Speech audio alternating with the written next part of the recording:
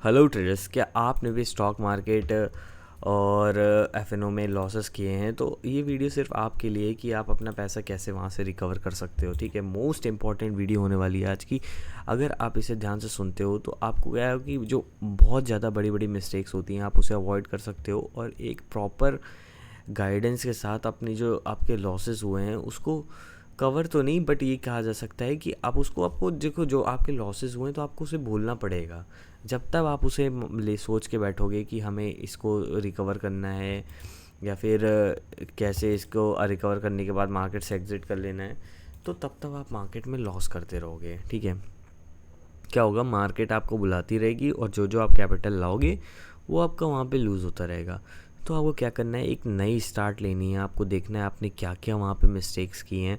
Proper learnings के साथ आपको मार्केट में आना है। ठीक है, आप देखो, आपने जब लॉस किया है तो आपने क्या उससे लर्निंग ली है मार्केट से कि क्यों आपका लॉस हुआ है, या आपने पढ़ने की कोशिश की है, या आपने थोड़ा टाइम दिया हो कि लॉसेस क्यों हो रहे हैं, क्या इसके रीज़न्स हैं, और स्टॉक मार्केट क्या है। आपने सिर्फ रैंडम ट्रेड्स ले ली, मार्केट बढ़ रहा है तो चलो अब यहाँ से घट सकता है, या फिर नीचे जा रहा है तो आप सोचो कि बढ़ जाएगा।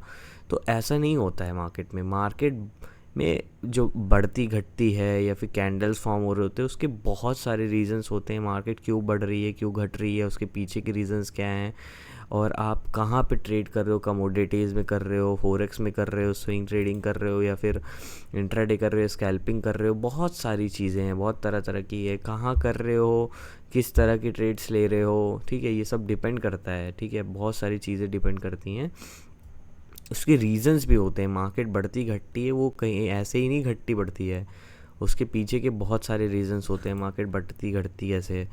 तो जब आप प्रॉपर लर्निंग्स करोगे ना तो आपको ये चीज़ें समझ में आएंगी कि मार्केट यहाँ से कहाँ किस डायरेक्शन में जाने वाली है, ओवरऑल ट्रेंड क्या है, और अगर मार्केट इसके ऊपर और जाए कितनी जा सकती है, या यहाँ से रिजेक्ट होगी तो कितना हो सकता है। फिबनाची कैसे देखें एंड ऑल, बहुत सारी चीज़ें हैं जो मतलब अनलिमिटेड है। कि आप बस क्या है कि आपको अपने सेटअप पे फोकस करना है, जो आपकी लर्निंग से उसे फोकस करना है।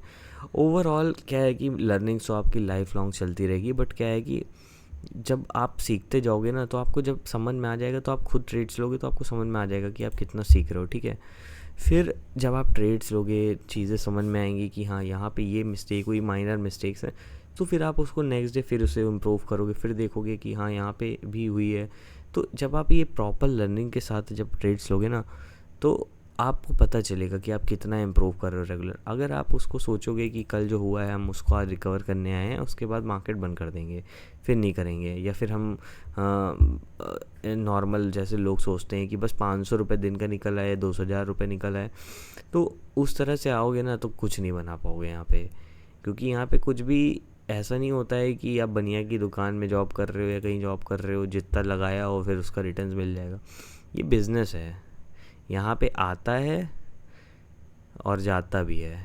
और ऐसा नहीं है कि यहाँ पे फर्स्ट डे से आएगा, आ जाता है, बहुत लोगों का आ जाता है, लेकिन मोस्टली मैं बता रहा हूँ, आपको डेटा पता ही है कि कितने लोग यहाँ पे लूज़ करते हैं, कितने लोग बनते हैं। लगभग 2% का रेशियो है। अब आप समझ सकते हो आप कैसी वर्ल्ड की सबसे टफेस्ट बिजनेस है। जब आप इसको सर्च कर लेना कहीं पे भी, मार्केट जो ऐसे ऐसे हो अप डाउन होता है, ये मजाक नहीं है कोई। यहाँ पे आप कैसे भी ट्रेड्स करने आ जाते हो। ठीक है, लोग बना रहे हैं, फेक बना रहे हैं, कैसे बना रहे हैं, हमें उससे मतलब ही नहीं है लोगों से।